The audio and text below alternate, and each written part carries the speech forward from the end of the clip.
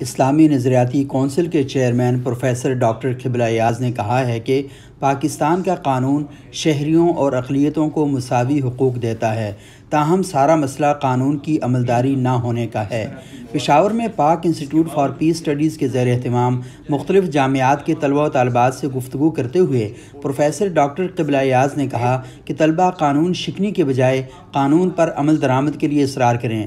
پاک institute for parliamentary studies کے سابق ڈائریکٹر ظفر اللہ خان نے کہا کہ حق مانگنے سے پہلے حق کے بارے میں جاننا ضروری ہے۔ انہوں نے کہا کہ طلبہ آئین کا بغور مطالعہ کریں تاکہ وہ اپنی زندگیوں میں آئینی حق کا مطالبہ درست انداز میں کر سکیں۔ پاک انسٹیٹیوٹ فار پیس اسٹڈیز کے ڈائریکٹر محمد عامر رانا نے کہا کہ امن اور سماجی ہم آہنگی کو معاشرے کی بنیادی قدر بنائے بغیر ترقی کا خیال محض ایک وہم ہے۔